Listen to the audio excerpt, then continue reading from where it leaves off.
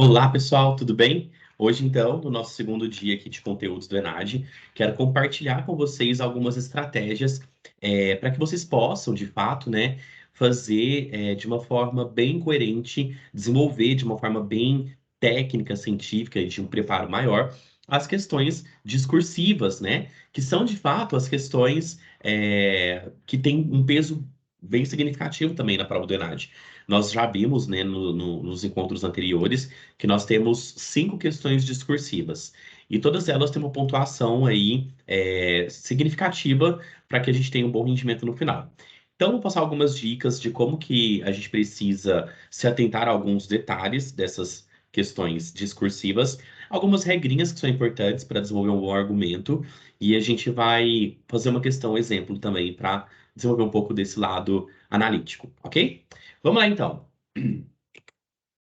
Bom, as questões discursivas do ENAD, a gente precisa primeiro entender que toda questão do ENAD ele tem, né, sempre aí vai ter um enunciado, uma problemática, é, e acaba que as questões discursivas, duas delas vão exigir de nós conhecimentos gerais, para além da nossa ciência da psicologia, e outras três são de conhecimentos específicos, né?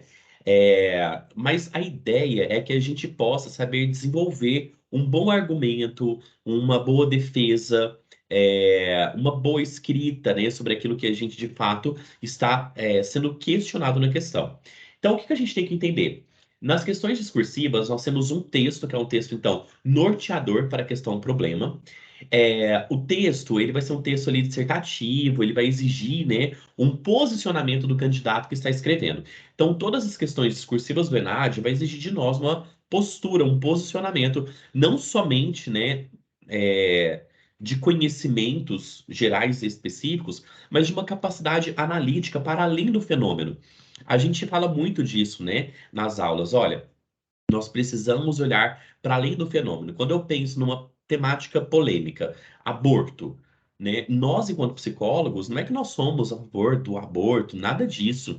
Mas eu preciso conseguir compreender para além do fenômeno. Por que que uma pessoa chega até nós, esse paciente chega já com a ideia de que vai abortar? O que que tem por trás desse fenômeno, né? E aí a gente vai conseguir desenvolver um bom raciocínio, não um raciocínio que vai ter ali uma ideia pessoal sua, de valores pessoais seus, mas algo científico, de peso, um peso significativo para que você possa, de fato, demonstrar que você consegue enxergar para além do fenômeno, do objeto, né? Então, as questões discursivas vão exigir de nós essa postura, esse posicionamento. Nós temos também questões dissertativas,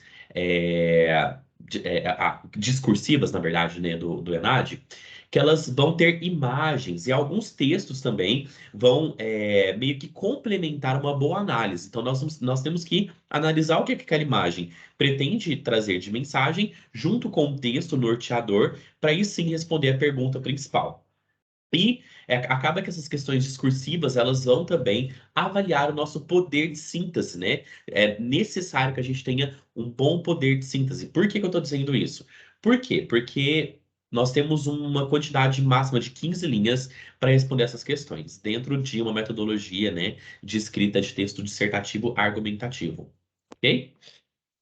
Bom, então, de onde que nós vamos partir? Primeiro, a gente tem que entender o que que seria, né, uma produção de texto dissertativa argumentativa. Ele tem três estruturas básicas, né? A introdução, onde você vai apresentar as suas ideias iniciais, né? Aquilo que você, de fato, o que seria a sua tese, a sua inovação, né, introdutória ali, para apresentar uma possível, um preparo para os seus argumentos, né? Nós temos o desenvolvimento, que é onde nós vamos colocar os nossos argumentos para sustentar a nossa tese inicial, que é a nossa introdução, e no final a gente vem com a conclusão, né, com uma perspectiva, com uma justificativa que reforça ainda mais a minha introdução, concluindo assim o meu raciocínio final. E aí, é claro, texto dissertativo argumentativo, pontos de atenção, tá? Nós não escrevemos em tópicos, né? Isso desqualifica a característica de texto dissertativo argumentativo. Então, vai exigir de nós uma boa escrita, regras gramaticais, né? O básico mesmo ali do português, para que a gente possa colocar isso em ordens devidas, né, da nossa escrita. Então, uma escrita mais culta, mais desenvolvida, em terceira pessoa, são aí as regras principais para uma boa escrita, né? Então, sempre que você pegar uma questão discursiva, não faça em tópicos, a não ser que a questão te peça, né? Porque existem modelos de questões que vai pedir para você montar um projeto de pesquisa, né? Sim, um pequeno projeto de pesquisa. Então, tudo bem, você vai descrever no texto o que seria o método, o público-alvo de inclusão, quais que seriam os critérios de exclusão, de inclusão, qual seria o seu método de coleta e como que você garantiria ali de fato o sigilo da sua pesquisa. Então, aí tudo bem a gente colocar em uma organização, mas a maioria das questões discursivas do ENAD é no modelo de texto dissertativo argumentativo. Então, nada de tópicos. Escreve o texto, né, no modelo de escrita de texto dissertativo argumentativo mesmo, tá bom? Bom, então vamos passar partes por partes e a gente vê uma questão exemplo. Primeiro, na produção de texto, na introdução, a gente sabe que nós vamos desenvolver ali uma tese, uma ideia que é nossa, uma tese é algo original seu, que você está apresentando inicialmente, mas que até então não tem, até o início ali, nada defendido de que aquilo é uma verdade absoluta ou que de fato é aquilo mesmo que você está apresentando. É apenas uma apresentação de uma ideia. Então, tese refere-se a uma ideia principal do texto que vai conduzir toda a argumentação e refletir o que vai ser defendido nele. Ela deve ser explícita e apresentar um ponto de vista, ou seja, um posicionamento crítico do autor sobre determinado assunto, porém sem marcar sua opinião formal. Aqui tem um ponto muito, muito importante, que é essa questão do nosso posicionamento ser crítico. Aí onde entra que nós falamos no início do vídeo de ser aí um olhar para além do fenômeno. O que que o senso comum não está percebendo? É o que eu tenho que colocar na minha tese, ok?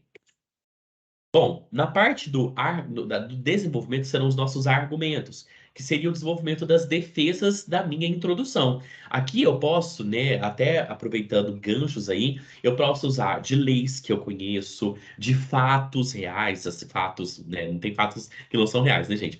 Mas de fatos que eu tenho informações ali recentes, né? Fato, passamos por uma pandemia, isso é um fato, isso ninguém pode questionar.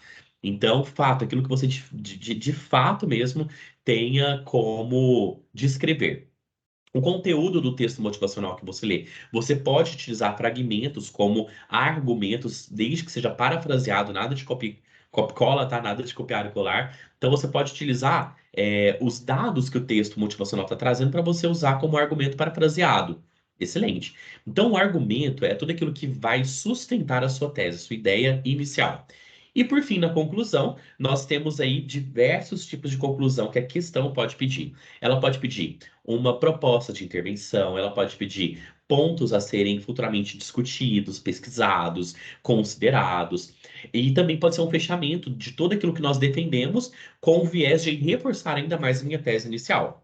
Então percebe que fica bem redondinho quando a gente vai escrever um texto dissertativo argumentativo, ele fica redondinho. Ele tem a introdução com a sua ideia, os argumentos que sustentam ela, e aí vem a sua conclusão, dando mais um reforço naquilo que você colocou como ideia inicial.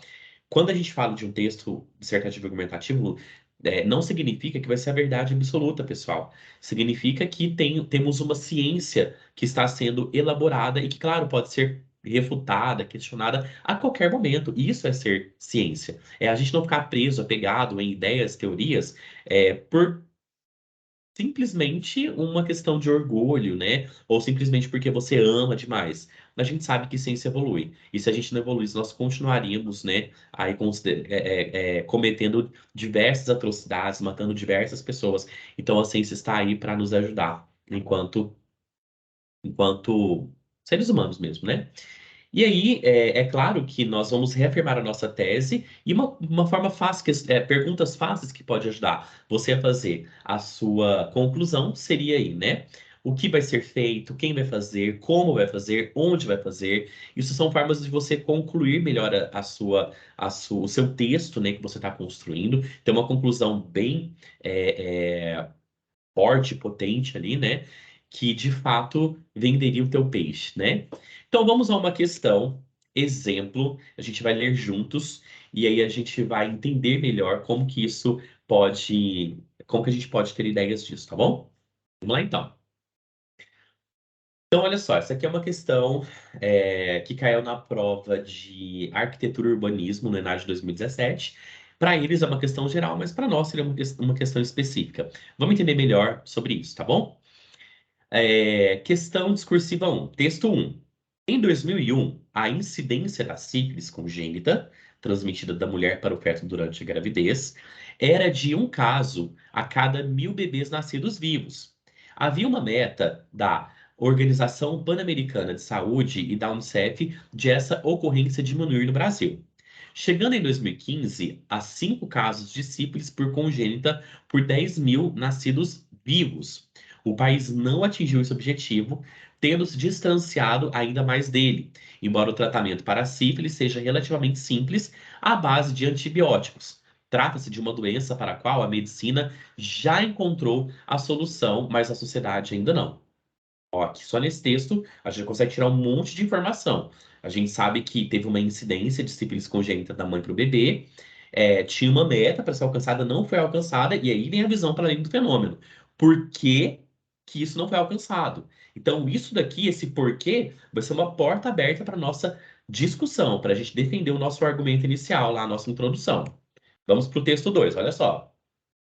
O Ministério da Saúde anunciou que há uma epidemia de sífilis no Brasil. Nos últimos 5 anos, foram 230 mil novos casos, um aumento de 32% somente entre 2014 e 2015. Por que isso aconteceu? Primeiro, ampliou-se o diagnóstico com um teste rápido para sífilis realizado na unidade básica de saúde, e cujo resultado sai em 30 minutos. Aí vem o segundo ponto, um dos mais negativos, que foi o desabastecimento no país da matéria-prima para a penicilina, que é a medicação específica para tratamento da sífilis. O Ministério da Saúde, mais conhecida como a Benzetacil, né? Aquela injeção que quase não dói.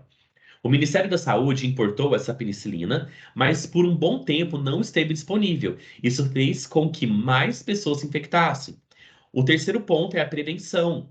Houve nos últimos 10 anos uma redução do uso do preservativo, que aumentou ainda mais a transmissão. Gente, olha só nesse texto o quanto que nós temos de argumento. Mas calma, tem um detalhe importante no final. A incidência de casos de sífilis, que em 2010 era maior entre homens, hoje recai sobre as mulheres. Por que a vulnerabilidade neste grupo está aumentando? As mulheres ainda são as mais vulneráveis a doenças sexualmente transmissíveis. Hoje nós chamamos de IST, infecção sexualmente transmissível. Não usamos mais o termo doença, tá? De uma forma geral, elas têm dificuldade de negociar o preservativo com o parceiro, por exemplo, mas o acesso da mulher ao diagnóstico também é maior. Por isso é mais fácil contabilizar essa população. Quando que o homem faz exames para sífilis? Somente quando tem sintomas aparentes ou outra doença. E a sífilis pode ser uma doença silenciosa, né? Nós sabemos que o primeiro grau de sífilis ele quase não aparece nenhum sinal, e quando aparece, some muito rápido. O segundo grau começa a aparecer umas manchas na mão. O terceiro grau pode trazer, inclusive, alguns problemas neurológicos, tá bom? Então, tem pontos importantes aqui que a gente tem que saber. A mulher, por outro lado, vai fazer o pré-natal e automaticamente faz o teste para sífilis. No Brasil, estima-se que apenas 12% dos parceiros sexuais recebam tratamento para sífilis. E, por fim, o texto 3. Vários estudos constatam que os homens, em geral, padecem mais de condições severas e crônicas de saúde que as mulheres, e morrem mais que elas em razão de doenças que levam a óbito. Entretanto, apesar de as taxas de morbimortalidade masculinas assumirem um peso significativo, observa-se que a presença de homens no serviço de atenção primária à saúde é muito menor que a de mulheres. E aí vem então a pergunta, olha só. Lembrando que qualquer questão discursiva ela pode trazer um tipo de questionamento diferente, tá? A partir das informações apresentadas, redija um texto acerca do tema. Epidemia de sífilis congênita no Brasil e relações de gênero. Em seu texto, aborde os seguintes aspectos: a vulnerabilidade das mulheres às ISTs e ao papel social do homem em relação à prevenção dessa doença.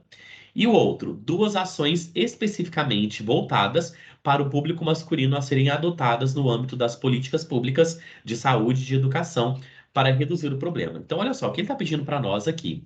Ele está pedindo para a gente fazer um texto dissertativo argumentativo, onde a gente precisa mostrar por que que essa vulnerabilidade das mulheres, né, é, acaba, né, falando, epidemiologicamente falando, acaba sendo maior e por que que o homem, né, nesse papel social, ele acaba também destoando tanto dessa parte da prevenção dessa doença, né?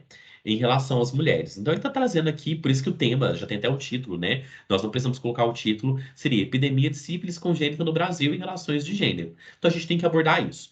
Então, o que que seria uma forma da gente trazer uma boa introdução, tá bom? Se você achar pertinente, tenta construir, dá um pause aqui no vídeo, depois você pode voltar que eu continuo falando com você. Bom, vamos continuando aqui.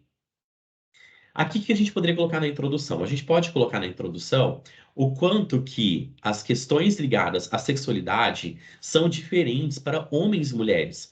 Não somente na sua identificação, na sua forma de se enxergar enquanto orientação sexual ou enquanto sexo biológico, mas o quanto, às vezes, esses papéis são determinantes, né? Determinados, na verdade, determinados pela sociedade. Homens podem isso, mulheres podem aquilo. Homens têm que fazer mais isso, mulheres fazer mais aquilo. E nas questões ligadas ao sexo, que a gente sabe que é um grande tabu social, né?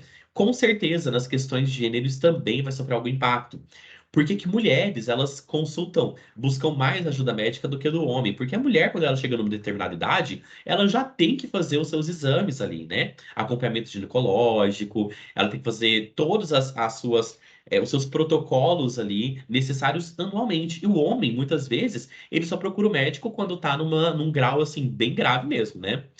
Então a gente sabe que pelas questões de gênero, pelas construções sociais, pela educação social que nós temos, é óbvio que as mulheres elas têm uma predisposição maior a serem mais assistidas e acompanhadas nos serviços de saúde do que homens. A gente pode usar esse tipo de argumento na introdução. Ou a gente pode falar o quanto que o crescimento nas ISTs elas têm se dado por falta de educação social e também porque às vezes nós temos papéis atribuídos de forma muito incorreta. Homens devem se comportar assim na sua vida sexual e mulheres de outro jeito. Isso traz uma certa limitação.